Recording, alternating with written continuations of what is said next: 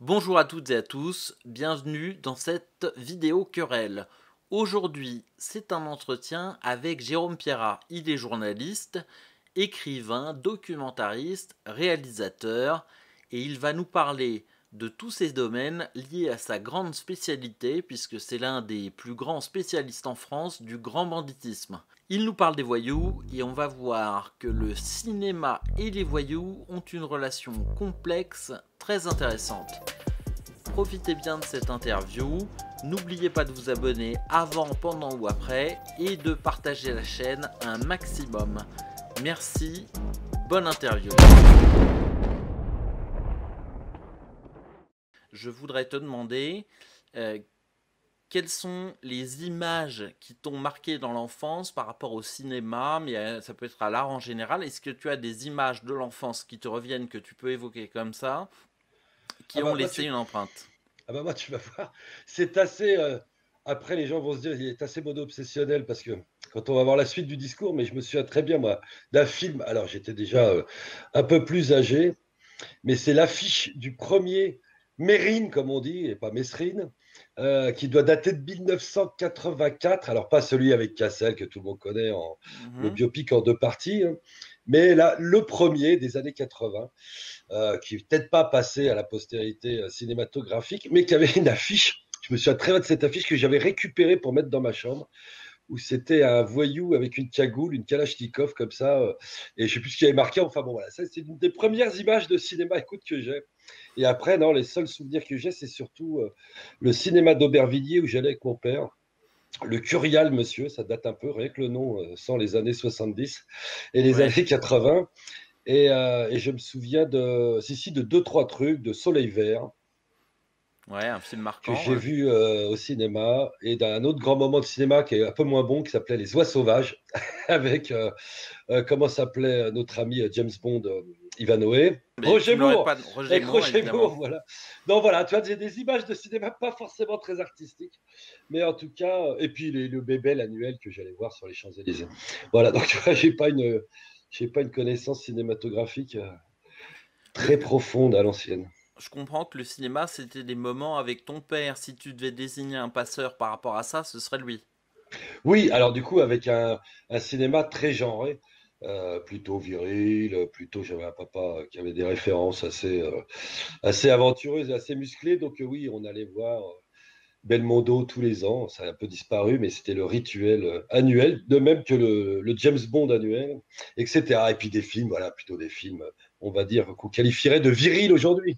Aujourd'hui, moi je te connais principalement comme journaliste, mais je crois savoir que pour avoir le droit d'être journaliste et d'avoir une carte de presse, il faut que son activité principale soit le journalisme. Est-ce que c'est encore aujourd'hui ton cas? Non, je vais te dire, j'ai perdu ma carte de presse depuis 2 ans, 3 ans, à cause enfin grâce peut-être à la fiction, parce qu'effectivement, je partage mon temps depuis voilà, quelques années entre l'écriture de scénarios pour la télévision ou le cinéma et mon métier de journaliste.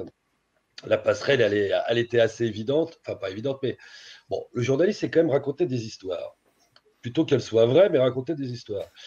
Et, euh, et l'idée, c'est qu'au début, moi, comme je travaille dans un domaine très particulier qui est celui du crime organisé, bon, très polardeux, etc., flics, voyous, mafia, banditisme et j'en passe, forcément, ça faisait écho à quelques projets de fiction et les producteurs ont commencé à m'appeler pour faire plutôt consultant au début. Parce que moi, j'ai toujours une petite particularité, c'est de travailler du côté des voyous, en tout cas à leur côté, ou de les montrer. Donc c'est un milieu que je fréquente de l'intérieur. Donc, du coup, ça intéressait pas mal les prods et les scénaristes qui, au début, m'ont fait venir sur des séries voilà, de polar, des séries télé plutôt polardeuses. Et puis, de fil en aiguille, le consulting est devenu de l'apport d'histoire, etc. Enfin, j'ai commencé à nourrir les intrigues et machin. Et puis, jusqu'à écrire maintenant. Donc, voilà, donc l'aventure, elle a commencé il y a une petite dizaine d'années. J'ai fait notamment, j'avais créé une mini-série pour Canal qui s'appelle Panthers avec Tahar Rahim, notamment une série franco-anglaise. Après, j'ai bossé sur la saison 3 de Braco avec Abdelraouf Dafri. Après, j'ai bossé sur des longs aussi, je vous l'ai dit, dans le désordre. Un des derniers, c'était Le Monde est à toi de Romain Gavras. J'ai bossé sur Braqueur de Julien Leclerc. Bon, alors évidemment, ça a toujours une couleur. On m'appelle pas pour les comédies romantiques ou des drames sociaux qui se passent dans le milieu de l'agriculture. On est bien d'accord. Voilà, c'est quand même très orienté. Et c'est comme ça que j'ai glissé voilà, de l'un à l'autre. Et aujourd'hui, effectivement, ça prend plus de mes 50% de journaliste, ce qui m'a donc fait perdre ma carte de presse. Bon, alors, ceci étant dit, pour les gens qui nous regardent, moi je trouvais ça intéressant parce que tu dis, je témoigne du côté des braqueurs, je suis, alors je veux pas dire je suis à leur côté, mais disons que tu les as côtoyés. Mmh. Est-ce que tu peux réussir à concrétiser pour quelqu'un qui ne te connaît pas et qui te découvre en interview, ça veut dire quoi concrètement? Parce que ça peut être j'étais sur le trottoir en face en train de prendre des notes, Non, ou voilà. non, je fais des docs, comme on dit en anglais, unbundled. C'est-à-dire que je fais les choses avec les gens. C'est-à-dire que voilà, si je vais voir des voyous, tant qu'à faire, je préfère voir le loup plutôt que celui qui l'a vu, c'est-à-dire le policier ou le juge ou l'avocat. Donc j'essaye toujours, tant qu'à travailler, je vais y arriver, tant qu'à travailler sur la criminalité, j'essaye toujours d'aller voir les intéressés et les acteurs premiers, donc les criminels, en faisant fi de toute contingence morale. Non, mais c'est pas ça qui m'intéresse. Je suis pas là, je suis ni procureur, ni flic. Donc, ce qui m'intéresse, c'est d'avoir la parole de ces gens, de voir comment ils envisagent ces brillantes carrières et ces professions, puisque ça en sont pour eux. Et donc, je fais des docs, pour ceux qui ont Canal+, ils ont peut-être vu ces dernières années, mais voilà, quand j'en ai fait un sur le trafic de drogue, donc je vais au Maroc, j'achète une tonne de hache, je me fais passer pour un trafiquant. Tu, Là, voilà. tu achètes une tonne de Ouais, hache? j'ai acheté une tonne de hache, je la rapporte en go fast marin. Merde, pardon. On a l'impression qu'on est sur le bateau. En go fast marin entre le Maroc et l'Espagne. Enfin voilà, je me mets dans la peau d'un voyou. J'ai fait des go fast avec la Hollande pour amener de la cocaïne dans des go fast routiers. J'ai acheté des prostituées en Afrique. Non, mais quand J'ai tu dis acheté. je fais, c'est tu es témoin.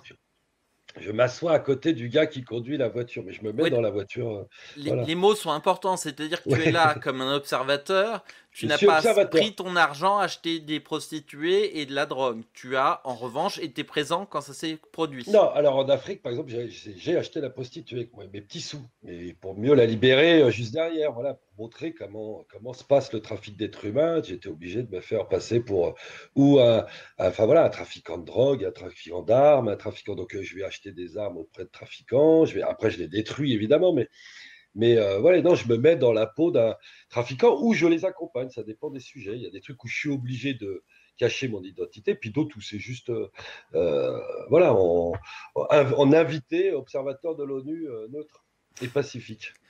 Alors, observateur de l'ONU, je souligne le fait que c'est probablement ironique. C'est quand même sur le fil du rasoir. Est-ce que il y a des situations où tu te retrouves hors la loi? Ah bah tout le temps. Ah bah, par essence, hein, puisque de toute façon, je suis des hors-la-loi, donc, et le but étant de les accompagner dans leurs activités quotidiennes, que ce soit d'aller manger une petite salade ou d'aller vendre 2 tonnes de hache. Donc voilà, donc oui, alors, je suis hors-la-loi, alors je suis plus ou moins protégé, enfin, c'est en théorie par une carte de presse, mais normalement, la carte de presse ne te protège pas quand tu fais des choses illégales. J'ai eu des ennuis, hein, j'ai eu des centres de police chez moi, des perquisitions, du matériel saisi. J'étais au tribunal, j'ai été entendu par des juges, j'ai fait des gardes à vue dans les services, comme on dit, d'élite de la police, le 36, la BRB, la crime, les stupes. Voilà, donc, parce que, bon, il y avait quelques juges qui, au début, étaient un peu agacés par ce type de reportage, en se disant, on n'arrive pas à les attraper et lui, il les filme. Et puis aujourd'hui, je pense qu'ils se sont fait à l'idée voilà, de suivre ça. Donc là, en ce moment, bah, j'en fais un, tu vois, je reviens de Marseille, voilà, où je vais voir des gens qui ont des passe-montagnes. Cette saison, il fait froid. Tu les films cagoulés. On a évoqué les éventuels problèmes judiciaires te concernant, mais juste avant de passer à autre chose, aux États-Unis, tu pourrais pas faire la même chose parce que le FBI t'arrêterait purement et simplement. C'est plus compliqué. Je ne sais pas s'ils auraient en tête la notion de journaliste, parce que moi, j'ai quand même, enfin voilà, je viens en tant que, quand je te dis, je fais les trucs évidemment pour une chaîne, pour une production, pour tout ça est backupé comme on dit, et tout le monde est au courant. Donc, ce qui me protège aussi. Je suis pas tout seul à aller acheter de la cocaïne en Hollande avec un mec en disant après non non, je fais de la télé. Voilà, bon, Oui, c'était ça pas paraîtrait un voilà, alibi plus que... plus que douteux. Voilà. Mm. Donc, non non, tout ça est bordé évidemment avant d'y aller. Donc oui, ah ben, les trois quarts des pays, oui, déjà qu'ici, ça grince des dents quand même. Je peux vous dire, il n'y a pas toutes les chaînes qui acceptent de passer ce genre de plaisanterie. Donc oui, non, non, il y a plein de pays, et le pays anglo-saxon, je pense que tu finis en pyjama orange assez rapidement derrière des barreaux. Ouais. Ok. Ça les fait moyennement rire. Bon, et l'aspect, je sais pas comment il faut dire d'ailleurs, il y a un vocabulaire très riche, un bandit, un gangster, un Un machin. voyou. Alors le terme traditionnel en France, qui n'est pas celui du grand public, mais celui de ces messieurs, on dit un voyou. Voilà, on dit D'accord. pas truand, on dit un mec, un voyou, un brave garçon.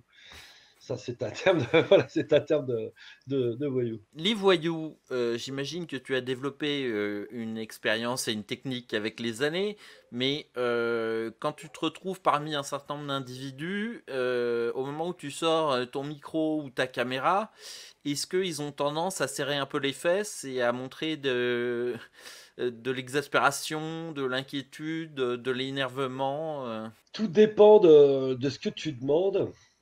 Oui, globalement, ce monde n'est pas l'ami de l'image, du témoignage et de l'enregistrement, ni sonore, ni visuel. C'est pas du tout ce qui les arrange dans la vie. Pour être un bon voyou, à vivons cachés. Vivons cachés. Euh, donc non, après, bah, c'est ce que tu vois à l'image. Les 5 minutes que tu vois à l'image ont demandé certaines semaines, voire journées, voire mois de tractation derrière. Donc l'énervement, il n'est pas forcément perceptible, l'angoisse perceptible à l'image. Mais en revanche, oui, c'est le premier truc avec lequel tu as dealé. C'est contre nature pour un type qui fait des choses illégales que de les montrer, de mettre sa tête à la télé. Quand bien même il est grimé, quand bien même je trafique les voies, quand bien même il y a toujours un truc qui peut vous échapper et lui ramener la cavalerie et l'envoyer pour quelques années à l'ombre. Donc il y a une sacrée responsabilité à endosser. Ce type viendra pas se plaindre auprès du tribunal si vous l'envoyez en prison. Donc vous imaginez bien que les conséquences, il faut les mesurer avant, parce qu'en gros, lui, il ne va pas vérifier le dispositif. Le premier truc qu'il vous dit, c'est j'ai confiance en toi, tu me dis que tu vas le faire bien et que j'aurai pas d'ennui. Voilà, je m'en remets à toi. Si jamais ça merde, voilà, il faut assumer le truc derrière. Donc, mais voilà, mais oui, c'est des gens qui. Il y a la catégorie. Moi, j'évite toujours de demander quelle est la raison profonde qui les anime de se livrer comme ça devant une caméra, ce qu'ils ne devraient pas faire. J'évite parce que je me dis, ils vont trop gamberger, ils vont me dire non après. Ils vont se dire, bah oui, en fait, c'est complètement con, ne le faisons plus. Donc, après, tu y trouves plein de raisons. Tu y trouves beaucoup de raisons cachées, en fait, que tu connais pas. Tu te dis, mais il n'y a aucune logique. En fait, si, il a un message à faire passer, virtuel, à quelqu'un que tu ne connaîtras pas, mais qui regardera cette émission et qui a envie voilà, de toucher. Tu vas voir des types qui. Enfin, voilà, il y a 1000 raisons. Il y a de l'ego, il y a 1000 trucs. Voilà. Donc, il ne faut pas trop creuser. Mais effectivement, c'est souvent tendu. C'est souvent. Bon, voilà, il faut aller vite. On ne fait pas des jolis plans de cinéma généralement dans ces moments-là. On n'a pas le temps de mettre la bicam, les pieds, Ouais, ouais, non, plusieurs il valeurs faut... de plan, trouver des jolis angles. Il faut aller vite, c'est du document. L'image, elle est escalée. Aujourd'hui, c'est facile à tourner. C'est plus facile parce que les mini-caméras, elles sont en 4K, elles rattrapent tout. Enfin, bon, voilà, le numérique a sauvé pour un piètre cadreur comme moi. Moi, quand je On travaillais le il y a voit. 15 ans, voilà, quand je travaillais il y a 15 ans, quand je travaillais il y a 15 ans avec des mini-cassettes en HD, tout ça, bon, c'était encore pire parce que voilà, les étalonneurs, les monteurs s'arrachaient les cheveux parce que c'était noir, c'était machin, etc.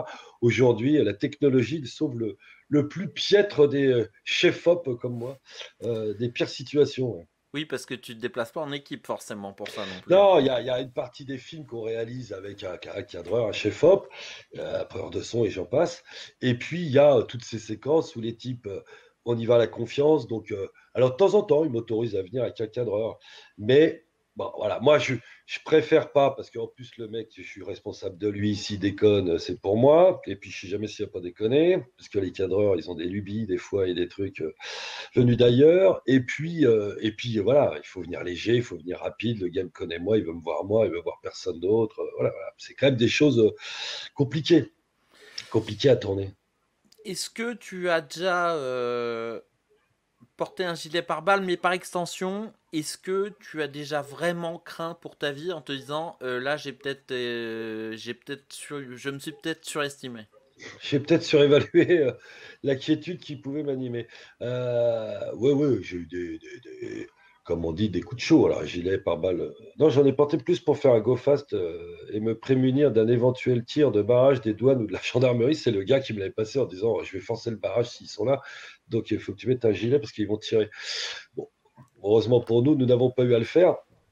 Mais oui, parce que quand vous êtes embarqué avec ces gens-là, le mec, il va pas s'arrêter pour dire attendez, il y a un journaliste, tirez pas, ou machin, on va pas faire de course-poursuite parce qu'il y a la télé avec moi. Non, le gars, il vous dit tu montes avec moi, tu subis les conséquences de ce qui peut arriver dans ce genre de business.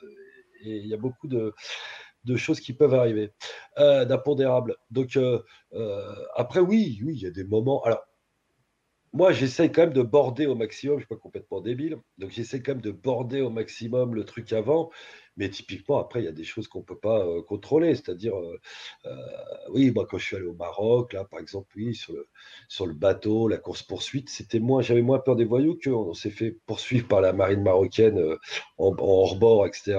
Nous, on était aussi nous-mêmes en hors-bord. Déjà là, ça allait très vite. Si le bateau il avait fait une fausse manœuvre, on était tué sur le coup dans ce Zodiac avec notre tonne de hache. Et si surtout s'ils nous attrapaient eux, la police marocaine, alors là, il n'y avait pas d'histoire de journaliste, il n'y avait rien du tout. Ça se passait très très mal. Là, ça finissait 10 ans enterré à la centrale de Kenitra. Donc voilà, c'est plutôt ça qui craint, quoi. C'est pas passé loin, je vous le dis. Mais donc voilà, c'est plus ça, les types en eux-mêmes. Ah, on n'est jamais à l'abri, mais avec le temps, on sait où on met les pieds. Moi, il y a des gens que je refuse de voir, il y a des trucs quand je sens que c'est pas. Moi, j'y vais toujours quand même coopté par des gens. Je vais pas au doigt mouillé hein, en disant bonjour, je cherche des trafiquants de drogue, des assassins notoires.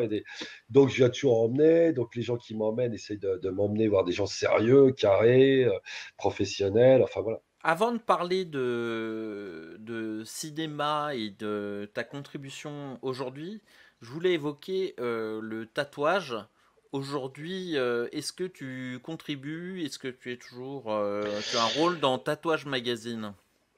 Alors, j'ai une autre casquette, effectivement, comme journaliste, à part les mauvais garçons, c'est le tatouage. Oui, oui, j'édite, je suis éditeur avec un camarade, Michael de Poissy, puisque c'est son surnom professionnel, qui est tatoueur émérite, très bon tatoueur. On a un magazine de tatouage qui s'appelle Tatouage Magazine, que je peux essayer même de te montrer si j'en ai un. Ah bah s'il Non, te plaît, hein. c'est ce brillant magazine. Tatouage, voilà, c'était une couve, voilà, avec une dame un peu dénudée, mais fort joliment tatouée. Ah Et ouais. puis voilà, on fait des guides pour trouver votre tatoueur idéal, etc., etc. Voilà. Donc ça, c'est une autre casquette. Donc ça, oui, oui, je suis toujours éditeur et du coup rédac chef depuis de nombreuses années de ce titre. Bon, je t'obligerai pas à te déshabiller pour montrer tes tatouages, mais Oui, sachez, chers spectateurs, qu'ils sont nombreux et imposants. et Euh, varié. Est-ce qu'il y a des vases communicants entre tes deux spécialités? Tu veux dire Le les voyous tatouage et les et les voyous. voyous? Ah oui, bah à l'origine, oui, il y en avait, il y en a de moins en moins. Encore dans certains pays, comme en Russie, si tu veux faire une petite référence cinématographique, tout le monde aura vu Les Promesses de l'ombre, avec Vincent Cassel notamment. Et on notera que ce voyou russophone, ou en tout cas d'ex-URSS, est entièrement tatoué. Donc il y a le tatouage. En France, c'était la marque des voyous, des bagnards, etc., etc. C'était l'école française du tatouage, c'était l'école française des tolards. Et puis, avec les années, bah, évidemment, ça a un peu disparu, heureusement. Mais en revanche, il y a pas mal de pays où c'est resté. Alors, je pense notamment à tous les gangs de rue qu'on a pu voir aussi dans de nombreux films, type Colors, etc., etc. Mais les gangs de Los Angeles, mais il y en a en Afrique du Sud, il y en a aux Philippines, il y a les fameuses maras du Salvador, du Honduras, là, tous ces types qui ont la tête entièrement tatouée. Donc oui, il y a des passerelles évidemment, entre le tatouage et les mauvais garçons. Plutôt à un niveau à part chez les Russes et chez les Yakuza japonais, que j'avais oublié de citer, c'est plutôt un tatouage de délinquant de rue. Enfin, le tatouage plutôt de marque, un attribut de délinquant de rue. Un type qui a besoin de faire savoir qui il est, c'est-à-dire qui va porter les couleurs de son gang, etc. Le bon voyou de la Ndrangheta italien, il évite de s'afficher, il préfère passer pour un dirigeant de PME. Donc lui, il va pas aller se mettre qu'il fait partie de la mafia sur le coup. Tu avais perdu quelques kilos suite à une expérience avec un yakuza qui était venu en visite à Paris. Oui, alors c'est drôle parce que on sort ses mémoires prochainement. J'ai cherché le livre dans ma bibliothèque au-dessus, en français. Euh, il y a une vingtaine d'années, j'ai fait un reportage à Tokyo sur les Yakuza. Et à l'occasion de ce reportage avec le photographe Alexandre Sargos, nous avions rencontré l'étoile montante de la mafia japonaise, Masatoshi Kumagai, et sur qui on a fait un reportage. Il nous avait donné une interview à l'époque, etc. Et ben on est resté en contact depuis ces 20 ans, je le vois toujours. Aujourd'hui, c'est le big boss de Tokyo, il est numéro un. Il est à la tête de la deuxième plus grosse organisation de Yakuza japonais qui s'appelle Inagawa Kai, qui compte 5000 membres. Il en est le grand directeur. Et oui, oui, il était venu. Alors pour le remercier, il était rarement sorti d'Asie, puisqu'il est interdit notamment de séjour aux États-Unis. Il fait partie des 10 plus gros mafia boss interdits de séjour aux États-Unis dans le monde. Mais il n'était pas interdit de séjour en Europe, donc je l'avais invité à l'époque en lui disant, ma chère Masatoshi, venez à Paris découvrir cette belle France pour vous remercier, parce on l'avait quand même beaucoup sollicité, nous avait des interviews, et puis on était revenu, on avait passé plusieurs semaines au sein de l'organisation avec les hommes, on avait habité dans les dortoirs du clan, etc., etc. Et cetera. Et donc, on lui avait dit un jour, bah, écoutez, sous-entendu, on a gagné beaucoup d'argent sur votre dos, pour une fois que le crime paye pour nous, venez à Paris, on vous invitera à bouffer. Mais en gros, c'était ça le deal. Et ça l'avait fait rire. Il était venu. Alors, pour l'anecdote, il m'avait demandé de me renseigner auprès de la police française à l'époque, parce qu'il avait qu'une peur, c'était de perdre la face en arrivant à l'aéroport de Roissy. Et parce que d'être interdit de Schengen, comme il était interdit de séjour aux États-Unis, mais il avait peur d'avoir une fiche en Europe qui l'aurait obligé à remonter dans l'avion illico. Et alors ça, il voulait surtout pas être humilié. Les Japonais, ils tiennent beaucoup à ces histoires d'honneur, etc., donc, il était hors de question. Donc, j'avais dû appeler la police en disant, écoutez, il y a ce monsieur qui va venir, voilà qui c'est. Moi, vous savez qui je suis journaliste, machin, je travaille sur ces questions-là. Il vient à ma demande. Il se passera rien du tout. C'est une petite semaine pour aller visiter la Tour Eiffel et Versailles. Et il n'y aura pas de rencontre mafieuse au sommet sous la Tour Eiffel. Et donc, voilà. Donc, après, voilà, il est venu. Je l'ai baladé. Alors, effectivement, je perdais du kilo parce que il fallait courir beaucoup avec ce garçon. Ils ont un niveau de service, normalement, quand lui il est au Japon, il s'entoure d'une vingtaine, d'une trentaine de personnes pour le moindre de ses déplacements. Hein. Il fait même pas le lacet de ses chaussures. Donc, forcément, il fallait être un peu présent pour lui. Voilà. Et l'accompagner un peu. Mais voilà. Mais donc, et c'est un monsieur qui, voilà, aujourd'hui, pour ceux que ça intéresse, ils pourront lire une autobiographie qui a été faite par un japonais, par un journaliste japonais qui l'a interviewé, puisque nous, du coup, on l'a médiatisé, ce type, il n'avait jamais donné d'interview avant nous, et comme on l'a médiatisé, c'était un peu le Al Capone japonais, depuis, les journalistes japonais ont osé le voir et le solliciter. Donc, il y a Confession d'un Yakuza qui sort là, ce printemps 2021, aux éditions La Manufacture de Livres, qui est une autre de mes activités. Et voilà, et on a traduit ce bouquin. Donc pour ceux que ça intéresse, ce monde assez fantasmatique et cinématographique de la mafia japonaise, pour la première fois, un boss en activité ce livre. Vais me placer au niveau des simples mortels dans ce domaine. Peut-être que j'ai un regard d'enfant, mais tu nous dis c'est le boss de la mafia japonaise, de la plus grande famille, il a des 5000 personnes, c'est su, connu. Ouais. Aujourd'hui, on peut être big boss comme ça et on est intouchable par les forces de l'ordre. C'est compliqué pour eux de l'arrêter. Alors déjà, le Japon, c'est un milieu un peu particulier. Ils ont une approche de la criminalité. Ils veulent préserver le grand roi, l'harmonie. Donc, ils estiment que la criminalité est un mal nécessaire. Elle est inhérente à toute société. Ça ne sert à rien de vouloir l'éradiquer, puisque de toute façon, elle fait partie de la nature humaine. Comme on dit chez les Japonais, il n'y a pas de face-pile sans face-face. Et donc voilà, donc chaque pièce a son pile et ses deux faces, et la société et le genre humain aussi. Donc plutôt que d'avoir une criminalité anarchique, mal contrôlée, À la japonaise, on est pragmatique et rationnel. On s'est dit, eh ben, plutôt que d'avoir voilà, un truc complètement sauvage, désordonné, ultra violent, on va passer un contrat social avec le monde du crime et on va les autoriser à faire ce qu'ils ont à faire, c'est-à-dire ils vont s'occuper du monde des plaisirs, ce qu'on appelle le monde flottant en japonais, c'est-à-dire le monde de la nuit, les bars, les boîtes, le jeu, la prostitution, la drogue, voilà. Ça, ce sont des pourvoyeurs de plaisir euh, du citoyen. Donc finalement, ils embêtent personne. En revanche, ils vont pas aller braquer, ils vont pas aller cambrioler, ils vont pas aller agresser des gens dans la rue. Ils ne vont pas toucher le citoyen lambda. Si ce pacte est respecté, tout va bien. Ça a duré pendant des décennies comme ça. En plus, il faut quand même avouer que les Yakuza ont été le bras armé du gouvernement japonais pendant 50 ans, voire même 100 ans. Hein, pour combattre les étudiants gauchistes, les ouvriers grévistes. Bon, voilà, hein, ils sont plutôt rangés aux côtés du capitalisme naissant japonais et des gouvernements plutôt autoritaires de droite qui sont succédés. Et donc, avec ça, eh ben, on a fermé les yeux, on les a laissés prospérer un peu tranquillement, jusqu'au moment où, dans les années 90, ils ont tellement prospéré qu'ils ont parasité complètement la classe politique, l'économie légale. Enfin, c'est devenu une mafiocratie. On passe de devenir une mafiocratie, le Japon, qui était quand même la deuxième économie du monde. Les Américains ont tapé du poing sur la table. Et aujourd'hui, c'est un peu moins vrai. Ils ont fait des lois anti-gang et tout, qu'obligent les Japonais, enfin les Yakuza, à rentrer un peu dans le rang. Mais les big boss, ils ont mis au point des systèmes qui font que ces gens-là sont difficilement atteignables par la loi. Parce que une organisation Yakuza, c'est une organisation légale. C'est-à-dire que c'est une association loi 1901. Qui a pignon sur rue, ils ont des immeubles, ils ont des sigles, ils ont des cartes de visite. Sauf qu'officiellement, ils sont pour la promotion du Grand Japon. Il y en a même qui poussent le cynisme à être des associations de lutte contre la toxicomanie. Et donc, ils ont une existence légale. Les big boss sont les présidents des associations et touchent des cotisations des membres de l'association. Ils ne sont pas responsables normalement des activités et de la source des économies versées D'accord. par les membres.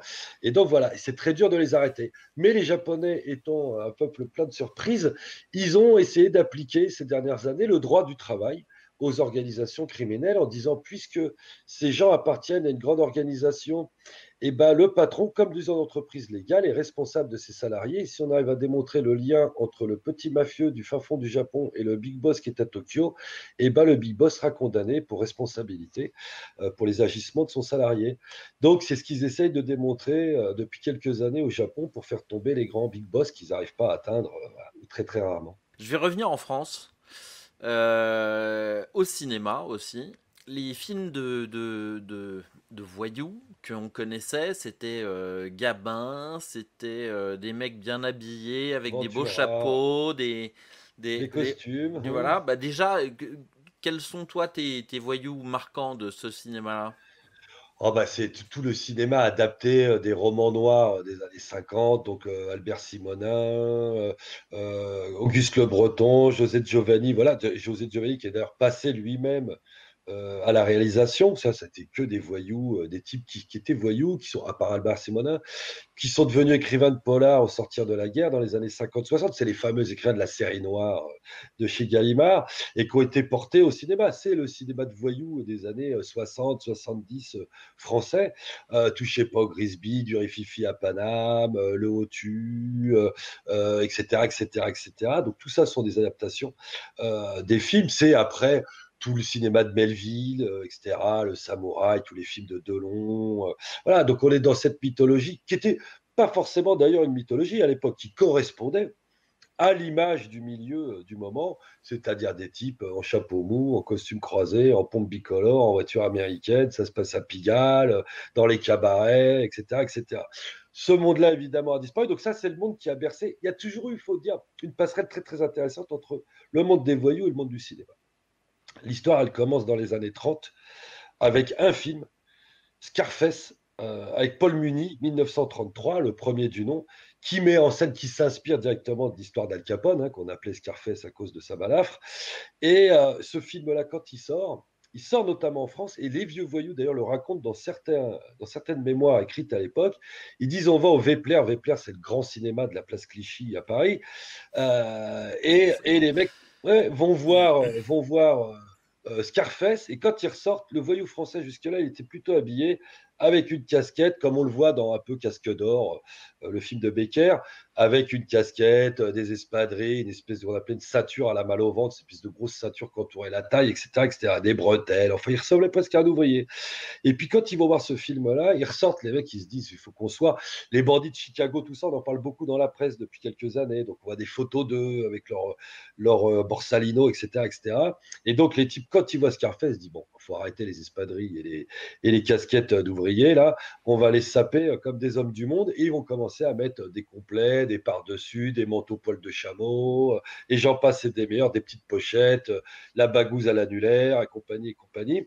Et ça va nourrir le stéréotype du voyou français qui va se dire il faut que je m'habille comme un voyou américain. Il va s'acheter des voitures américaines, il va faire des enterrements à l'américaine avec, comme on voit dans les films des années 30 et 40 américains, etc.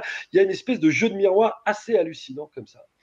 Et les deux, alors après le cinéma, bah, voyant ça, se nourrit lui-même des voyous en refantasmant le truc, et chacun va essayer de coller à l'image que donne, enfin voilà, qu'a l'un de l'autre, qu'ont l'un de l'autre. Et c'est assez bizarre. Et donc les voyous français, d'ailleurs, même de la dernière génération du milieu, c'est-à-dire celle qui s'est éteinte dans les années 80, 90, le voyou à l'ancienne, avec ses surnoms, Dédé l'élégant, Michel Ardoin, le porte-avions, et j'en passe et des meilleurs. Tous ces gens-là qui sont morts là ces dernières années, ils avaient été bercés par le cinéma. Ardouin, il avait sorti aux assises dans un box, il avait dit vous me mettez 20 ans, vous devriez me mettre 10 ans à moi et 10 ans au producteur qui m'a intoxiqué. C'est-à-dire qu'il avait tellement été bercé par les films de voyous, mais tous, hein, quand on discutait avec les mecs de cette génération, ils avaient tous, j'excuse d'être vulgaire et trivial, bandé au film de truand, c'est l'expression de voyou hein, voilà, que je reprends, et qui avait été voilà, bercé par Gabin, Ventura, enfin tous ces grands noms.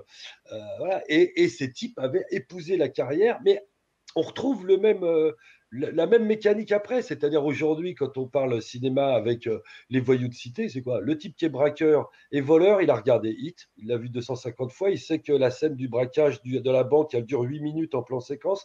C'est eux qui me l'ont dit. Hein. Ils connaissent les dialogues, ils ont analysé le truc. Alors c'est Michael Mann, le solitaire, cambrioleur, collatéral, le tueur à gages en une nuit, etc., etc. Donc ça, c'est le grand mythe du voyou de cité. L'autre pendant, c'est celui qui est dans les stupes. Alors lui, évidemment, hein, on va plus le citer, il a regardé Scarface, mais il en a regardé d'autres après, les trucs sur le crack, il y a pas mal de films américains, sur les crack house, sur le Bronx, etc., etc. Donc voilà, donc de toute façon, les refs aujourd'hui des voyous de quartier qui sont le nouveau banditisme, etc., sont toujours les mêmes. C'est le cinéma. De toute façon, ça a toujours. Et le cinéma les regarde de manière hallucinante et du coup retranspose ça. Et il y a un jeu de miroir permanent entre ces deux mondes qui, de toute façon, se fascinent l'un et l'autre. C'est-à-dire, au-delà du cinéma, les acteurs ont toujours été fascinés par les voyous. Pourquoi? Parce qu'ils sortaient dans les mêmes endroits. Les acteurs, ils aimaient le monde de la nuit, les paillettes, les belles boîtes parisiennes. Les voyous, ils aiment les mêmes endroits. Et donc, quand ils se rencontraient, et c'est le cas très souvent dans ces boîtes, il y a toujours eu une espèce d'échange, de perméabilité entre, on le voit, Alain Delon, qui était le grand copain qui est toujours aujourd'hui, d'ailleurs, il a encore fait la une des faits divers récemment, parce que celui qu'on désigne être le plus gros voyou de Paris, qu'on va appeler Marc H, qui habite dans l'Est parisien, et ben chez lui, on a trouvé 3 Ferrari dont les cartes grises étaient au nom d'Alain Delon à la dernière perquisition. Donc tout le monde a dit, oh, bah, il raquette Alain Delon. Non, non. Alain Delon s'est pointé en 36, a dit, Marc H est comme mon frère. Les voitures, d'ailleurs, puisqu'on a la préf, on va changer les cartes grises, on va les mettre à son nom tout de suite. Voilà, donc il y a toujours eu comme ça un jeu. Alain Delon, il y a des photos célèbres quand il tourne Borsalino à Marseille avec Jean-Paul Belmondo. Il est avec dans la Rolls des frères Guérini, qui sont les parrains de la ville à l'époque, qui tiennent tous les hôtels de passe et j'en passe, etc., etc. Donc c'est des types qui sont toujours affichés. Voilà, il y a toujours eu une espèce de fascination réciproque entre ces deux mondes. Donc le cinéma, enfin voilà, il y a un lien très proche avec. Et justement, aujourd'hui, le banditisme, les voyous, ils ont changé, c'est plus les mêmes. Tu Non, parles des voyous de quartier. Est-ce que aujourd'hui, dans les films ou les séries, mais je te parle de la situation française, pas l'inspiration ouais, ouais. américaine, est-ce qu'il y a des films ou des séries qui te paraissent donner un tableau représentatif de la véritable situation dans les quartiers? Ouais. Alors, je vais te citer plusieurs films. T'as un film, alors, pour moi, un des meilleurs films français de voyous, c'est le premier film de Xavier Duringer, qui J'irai au s'appelle paradis? Car l'enfer est ici. Ouais. très Voilà. bon. Bon, pour moi, ça, c'est quasi le meilleur film de voyou français, qui est parce que il est bien glauque comme c'est le milieu. C'est-à-dire le milieu, on a toujours une image assez paillette, le milieu, c'est anxiogène, c'est glauque, c'est déprime. Donc ce film-là reflète assez bien la médiocrité du truc, l'angoisse, la violence, la traîtrise. Voilà, ça, c'est un très bon film. Alors ça, c'est le film charnière parce que c'est le film entre le milieu à l'ancienne, à la Gabin, à l'Aventura, et le milieu des quartiers. C'est la dernière génération de voyous comme on pouvait les voir. Et puis après, effectivement, on bascule dans le banditisme d'aujourd'hui, le narco-banditisme, etc., tout ce que vous voulez. En tout cas, les gens qui viennent de citer, qui sont, contrairement à ce qu'on a cru il y a longtemps, on pensait que c'était des petits voyous et des débiles. Aujourd'hui, la première division du crime organisé en France, elle est occupée par ces gens-là, hein, par les meilleurs d'entre eux. Dans une cité, vous allez tout trouver. Vous allez trouver un voleur de scooter, un vendeur de barrettes au détail dans son hall, et puis vous allez trouver Don Corleone version en banlieue, vraiment. Alors, lui, il habite plus dans le HLM, on est d'accord, mais enfin, il en vient. Des films qui reflètent ce monde-là, il n'y en a pas beaucoup. Il y a un film qui, pour moi, est peut-être pas le meilleur film existant, surtout quand c'est plus une histoire de caste. Hein. On a pris Samuel Le Bihan pour jouer un maghrébin de quartier, ce qui me paraissait quand même assez incongru ou assez surréaliste comme idée. Je pense à La Mentale, qui met en scène Sami Nasseri, Samuel Le Bihan, Bibi Nasseri, le frère de Sami, etc. Donc, il y a un film qui reflète bien le truc. Alors, cinématographiquement, on en pense qu'on veut. Je ne parle pas du tout de ça. Je parle du fond. Et le fond, il met en scène assez bien le milieu émergent des cités confronté au milieu à l'ancienne. On pourrait citer, dans un genre un peu meilleur, Un prophète qui montre l'émergence de ce milieu de cité. Taharaim symbolise le jeune qui vient des quartiers, qui va affronter Nils Sarstrup et la bande des Corses qui, lui, incarne le milieu traditionnel, etc., comme on l'entend. Donc voilà, on voit ce choc des cultures. Et c'est pas pour rien d'ailleurs que ce sont des films qui sont des films passerelles où on voit la confrontation des deux mondes parce que la période des années 2000 a été cette période-là de passation de pouvoir entre ces deux mondes. Les uns se sont éteints, les autres ont émergé.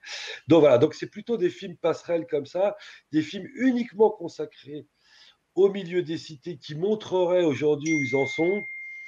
Ah, c'est surtout des films de genre. C'est pareil, moi, c'est pas forcément un cinéma que j'adore, mais j'y ai contribué puisque je suis un des co-auteurs. Il y a un film dont le titre est surréaliste qui s'appelle Braqueur contre dealer de Julien Leclerc. Julien Leclerc, il avait fait notamment Chrysalide, L'Assaut, il a fait plusieurs films comme ça. Il a fait Gibraltar, Taraim aussi. Et donc, il avait fait un film qui s'appelle Braqueur contre dealer, qui, dans le genre, avec Sami Bouadjela, qui dans le genre est un bon film de genre, un bon film d'action, il filme très bien les scènes d'action, Julien, mais et voilà, et qui met en scène le milieu des cités. Alors on les voit attaquer un fourgon blindé, on les voit. Là, on commence à toucher un peu au réalisme de ce que pourrait être ce monde-là. Mais voilà, mais pour l'instant, non, il n'y a pas encore le Ça, film.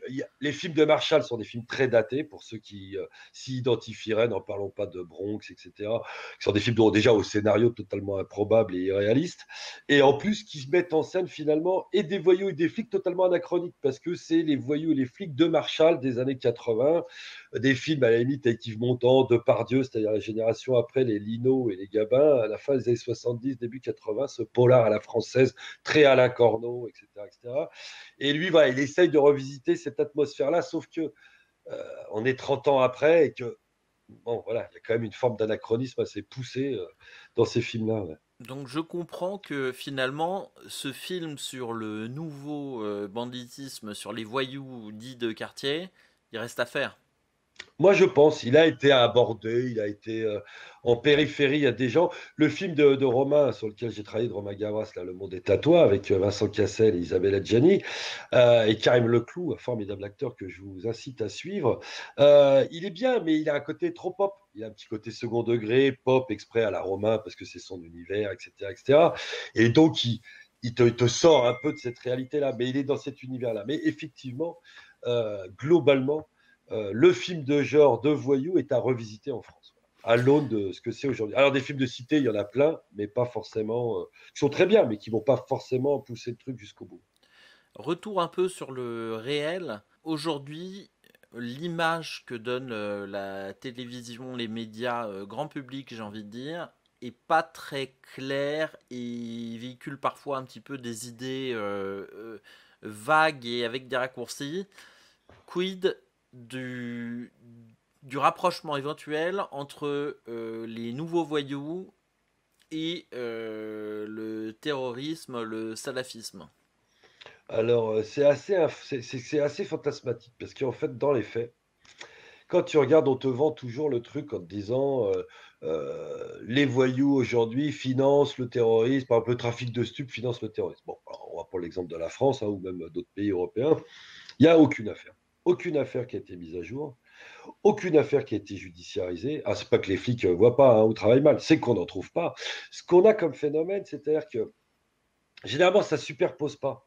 C'est-à-dire que Heu, le voyou, on voit, hein, les salafistes islamistes dingues, en France, je parle pas en général des gens qui voilà, mais des gens qui ont épousé cette version très, très radicale et dévoyée, de l'islam, version terroriste, c'est souvent des anciens voyous. On nous les a vendus, le gars du musée, juif de Bruxelles, le type de Toulouse, et cetera, et cetera, et cetera. Bon, tous ces gens-là, on voit qu'ils ont un parcours de délinquants.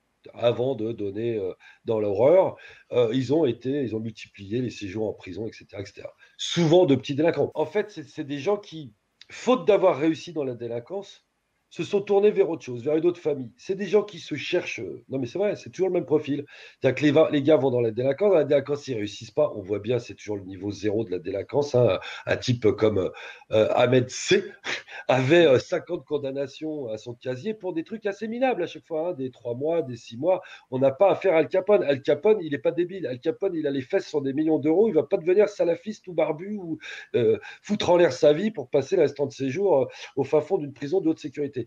Il en a rien à faire. Il préfère aller à Dubaï avec des petites pépées et boire du champagne. Donc lui, on ne va pas le retrouver d'un seul coup avec une barbe, une djellaba et se faire sauter dans une église. En revanche, celui qui n'a pas réussi dans cette voie, et c'est souvent le profil de ces types, lui, il va verser dans une autre. Quand il est en tôle, ça fait 50 fois qu'il y va, il va tomber sous la coupe des barbus qui sont là, et puis il va se faire un peu embrigader, endormir, et il va verser là-dedans. Mais il y a peu de superposition. Voilà. Pour résumer, on ne trouve pas d'équipe structurée de gros voyous, de réseaux criminels en France, hein, qui seraient en fait des salafistes ou pas des salafistes, d'ailleurs des terroristes, parce que ça ne veut rien dire. Un salafiste, c'est pas forcément un terroriste, mais en tout cas des terroristes, voilà, sur fond d'idéologie islamiste dévoyée. Non, non, ça c'est assez un mythe dont il faut assez vite se garder. Il y a eu des islamo-braqueurs, comme on dit, deux, trois équipes de. Mais c'est des gens qui étaient des barbus, qui se sont dit on va aller attaquer un truc pour financer la cause, mais c'est pas des organisations. Enfin, vous voyez ce que je veux dire? C'est ou des types qui d'un seul coup vont faire un coup et puis vont se faire gauler en se disant comment on pourrait financer la cause, ou alors c'est le petit voyou qui devient lui après barbu, mais c'est jamais voilà. Donc rassurez-vous, il n'y a pas une collusion infernale entre le monde du crime organisé et celui du terrorisme. Dans le crime Alors, organisé, il faut quand même rappeler qu'ils sont là pour faire de l'argent et pour leur plus grand oui. plaisir, hein. Est-ce que tu as un exemple de situation que tu pourrais nous donner, une anecdote, où la vérité dépasse la fiction? Ouais, je vais t'en donner une. Par exemple, si tu racontais l'histoire que je vais te raconter, qu'on connaît, hein, tu vas voir, dans un film, je pense que tu te fais retoquer immédiatement ton scénar. On va prendre l'exemple de Fourniret. Tout le monde connaît le serial killer Michel Fourniret. Bon, Michel Fourniret, c'est un garçon qui s'est retrouvé quand même à voler, donc un des plus grands serial killers français, arrive à subtiliser le magot d'une des plus grandes équipes de braqueurs français. Tu mets ça dans le même scénar, je crois que personne n'y croit. Comment ça se passe? Michel Fournier, il est arrêté dans les années 80 pour un petit, pas dans les années 80, dans les années 2000, pour un petit, des faits d'agression sexuelle, mais pas très graves, qui ne lui valent pas une condamnation très importante. Je crois que c'est des attouchements, ce genre de choses. Donc, du coup, il passe un peu à travers les mailles du filet, il se retrouve en prison. Et en ce moment-là, en prison, il y a un détenu italien, un type qui s'est évadé en hélicoptère de la prison de Rome. Il s'est évadé en hélicoptère de la prison de Rome par hasard, ce garçon, parce qu'il y avait des voyous français qui étaient incarcérés et leurs copains étaient venus les chercher en hélico. C'est ce qu'on appelle le gang des postiches, un gang de braqueurs parisiens. Et donc le mec s'évade et ils emmènent l'Italien qui est dans cette tôle, qui est un militant d'extrême droite qui est condamné pour des attentats dans des gares, etc. Donc, un mec super sympa. Ils l'emmènent avec eux et ils Ironique. s'évadent. Voilà. C'était ironique, évidemment. Le mec s'évade en hélicoptère avec eux, et quand il est en cavale avec eux en France, puisque de toute façon, il n'a pas d'amis, donc il reste avec eux, les braqueurs disent: Attends, on a notre magot à enterrer dans une tombe désaffectée du cimetière de Thiers, dans le 94, dans le Val-de-Marne, dans le banlieue sud de Paris. Ils foutent leurs lingots et leurs bijoux là-dedans, et ils se font tous arrêter derrière, sans que les flics aient trouvé la cache. Quand l'Italien il se retrouve en tôle, il le dit à un autre braqueur français, il dit: Tu sais, moi je vais être extradé en Italie, mais j'ai participé à cacher le magot de certains mecs. Tu les connais? Oui, oui, l'autre c'est un autre braqueur qui s'appelle Elegouarche. Ce Elegouarche, l'Italien il part, il est extradé, Elegouarche reste à Fresnes avec ce secret, mais lui aussi il est bloqué en prison. Il se retrouve en cellule avec Michel Fourniret. Lui, voilà, ça pop, pop, pop, de fil en aiguille avec Michel Fournier. Michel Fournier se dit: c'est pas un voyou, c'est un petit caf, comme on dit chez les voyous, c'est un petit boulot. Il est là pour avoir touché les fesses de sa voisine, excuse-moi d'être trivial. Donc il va bientôt sortir. Lui, il va pas, c'est pas un vicelard, il va pas me la faire à l'envers. Donc lui, je vais lui dire où il est le magot, il va aller le chercher avec ma femme à moi. Et puis, quand je sors dans un an ou deux, on est tous riches. Donc, il appelle sa femme, il dit: Michel va sortir, c'est mon copain de cellule. Tu vas avec lui au cimetière, vous déterrez tout, vous partagez. Michel Fourniret, il dit: Mais évidemment, il n'y a pas de problème, je vais le faire avec ta femme. Ils vont tout déterrer, puis il a buté la femme de l'autre, Michel Fourniret, puis il s'est tiré avec son magot. Et c'est le fameux château dans lequel il est quasiment arrêté, là, dans les Ardennes. Ben, il l'a acheté avec le magot des postiches. Voilà. Pour la petite anecdote, parmi les postiches, il y en a plusieurs qui sont morts avant d'avoir su cette histoire et qui sont devenus fous. Il y en a un qui s'appelait Jean-Paul Misca, qui était un des bons braqueurs parisiens, qui est devenu fou parce que pendant des années, ils n'ont jamais compris qui leur avait volé leur magot dans la tombe du cimetière de Thiers. Voilà. Celle-là, tu la mets dans un scénar, c'est improbable, les gens se lèvent à la moitié du film et quittent la salle. Alors, je pense qu'il faut faire ce film. Je Voilà. pense il faut une mise en scène béton. Voilà. J'ai très envie de voir ce film, même Voilà. Mais si ça, c'est très c'est une histoire sordide. vraie. Voilà, c'est une histoire vraie. Mais Voilà. ouais.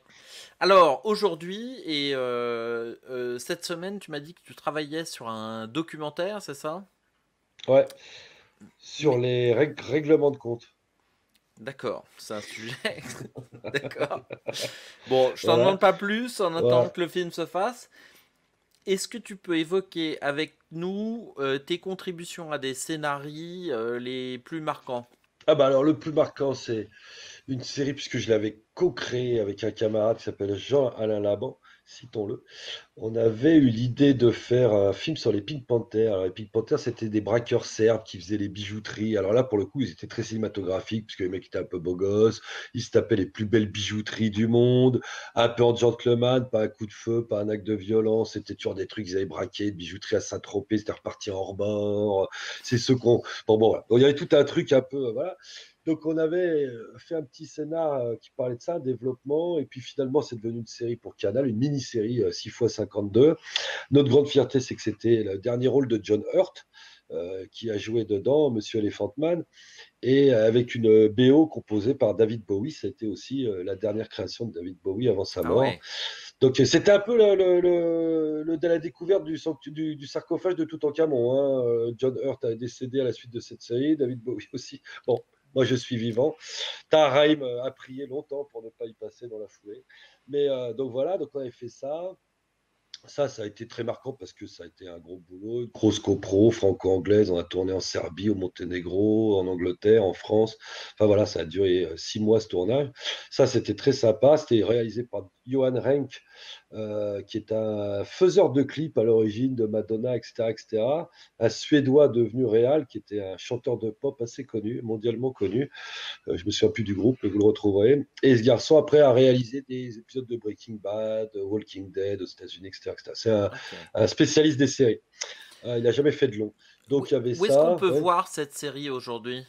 Je pense qu'il faut que tu sois abonné à MyCanal ou alors en coffret voilà, dans tous les bons magasins. Je crois que le coffret est toujours disponible. Mais sinon, ça a été la première compro internationale que Canal avait faite avec Sky International en Angleterre. Enfin, c'était un gros machin. Donc ça, voilà, ça a été d'autant que pour moi, c'était quasiment un des premiers trucs que je faisais. Donc c'était plutôt pas mal. Donc pour moi, ça restera le truc le plus marquant. Après, les autres marquantes ne sont pas encore tournées. Là, j'ai coécrit un polar qui va être tourné à Alger avec un beau casting par un jeune réalisateur dont c'est le premier lion qui s'appelle Elias Belkedar. On avait écrit un cours avant qui avait eu le prix de la critique, la semaine de la critique à Cannes, il y a 2 ans. Et là, il en a tiré un long qui a pris du retard faute au Covid pour tourner en Algérie parce que le pays est fermé. Mais il y a un très beau cast et c'est pas mal. C'est une histoire d'un type qui se retrouve en cavale en Algérie, un peu coincé là-bas, et qui va se réinventer. Alors, ça démarre comme un film de genre, un film de mais ça n'est pas du tout. C'est plutôt une espèce d'introspection, de voyage intérieur. Mais c'est pas mal, c'est marrant. C'est du Kitano Madine Algéria. Euh, voilà, ça c'est Prometteur. les. Voilà, prometteur. Ouais, c'est pas mal, c'est pas mal. Je le dis d'autant plus que c'est pas moi qui réalise ce film, mais Elias Belkeda, produit par Iconoclast. Voilà. Et plus tôt, tu m'as dit que tu allais réaliser un film. Bah, si, il est financé. Ah oui, Euh, tu travailles en- sur un long pour métrage. l'instant. Alors, on l'a écrit, il est casté quasiment, voilà, et il est en cours de financement, donc on va pas, voilà. Et ça, c'est un film de genre, parce qu'évidemment, hein, c'est le genre qui m'anime. Donc, c'est un film de voyous. euh, qui, euh, qui s'inspire des documentaires que je fais, voilà. Qui est un peu dans l'univers du found footage pour ceux qui savent ce que c'est, ou ce genre de Ok, choses. found footage. Ah ouais, tout Voilà. à fait. Et tu as fait tes armes sur des courts-métrages ou tu vas t'appuyer sur ton expérience de documentariste? C'est plutôt ça. En gros, moi, je fais donc du documentaire à côté du scénar, et ce producteur inconscient m'a dit, mais Jérôme, marions les deux, puisque voilà, et essayons. Alors, je n'ai pas la prétention d'être un grand réalisateur de cinéma, mais en tout cas, ça m'a amusé. Donc, c'est un petit film, un petit budget, voilà, mais qui, s'il se fait, peut être marrant. Enfin, ça m'amuse, ouais, ça m'amuse. Mais j'aimerais bien, voilà, c'est un. Ton père était policier? Oui, oui, oui, Il, mon père était flic. il a fait une carrière dans quelle police? Alors, il n'était pas en PJ, mon père. On aurait pu croire, parce qu'on s'est dit, le type a été biberonné aux histoires de PJ. Non, non, mon père était flic en tenue, comme, comme on appelle ça, de sécurité publique. Il travaillait au commissariat de la Défense, pour ceux qui veulent aller en pèlerinage. Et voilà, donc il était. Mais mon père, avant, avait été. Il était un peu aventureux, parce qu'il avait été légionnaire parachutiste avant. Voilà, et donc il avait été catcheur de foire aussi. Encore avant. Donc il y avait, c'est sans doute ce qui m'a donné l'appétence de ces mondes un peu interlopes ou un peu en marche, plutôt pas interlopes, parce que mon père n'était pas du tout un voyou, mais il fréquentait effectivement entre le monde des forains, les gens de la Légion, qui étaient devenus mercenaires pour certains, etc. Il y avait une espèce d'ambiance tout de même un peu original, un peu décalé, un peu en marge par rapport voilà, à une vision plus classique de la société. Donc oui, donc je pense que c'est ça, plus ce côté flic, où on a quand même passé avec mon frère nos mercredis au commissariat de la Défense, à être gardés, à faire des tournées de car police secours et de regarder les mecs en garde à vue qui hurlaient à travers les barreaux. Donc je pense que ça nous a aussi forgé un petit truc. Je Il y avait pense qu'on peut parler de biberonnage en l'occurrence, Oui, voilà, oui, effectivement. oui. Non, non, donc voilà. Donc effectivement, c'est une ambiance qui m'a bercé. Ouais. Ben, je vais juste évoquer ton frère parce que lui aussi est un personnage qui gravite dans cet univers. Il est avocat, il est aussi romancier. Il jouit d'ailleurs d'une certaine notoriété et il est Il est assez chroniqueur. médiatisé, ouais. Ouais, ouais, ouais, il a une personnalité. On avait fait un roman d'ailleurs qui malheureusement avait été acheté par le défunt Claude Berry pour une adaptation cinématographique, et Claude Berry nous a quittés avant que ça puisse se réaliser. Donc c'était un scénar à l'origine qui est devenu du coup un roman sur le trafic C'était un truc sur le braconnage en Afrique, voilà. Sur le trafic de cornes de rhino, etc. à l'époque. Et puis on a commis un livre aussi sur les grandes affaires criminelles à deux mains, et non pas à quatre, puisque nous écrivons que Oui. un. Mais voilà, mais à deux mains. Et donc voilà, oui, oui, non, non, on a une certaine, on a une appétence pour les livres. On est assez graphomanes tous les deux. Ouais. Bon, rassure-moi, tu ne le fournis pas en client pour son rôle d'avocat. Non, j'aurais pu, malheureusement, il aurait dû faire avocat pénaliste parce que j'aurais fait sa richesse. Et ça, et- et- mais non, non, en fait, il est avocat en propriété intellectuelle, c'est-à-dire qu'il travaille sur le droit d'auteur, etc. Et donc, il travaille pas mal pour les gens du cinéma, Hmm. de l'édition, de la chanson. Voilà. Donc, non, non, on est très, très loin de Porte-Avions, de Dédé l'élégant et de Samir la Rafale.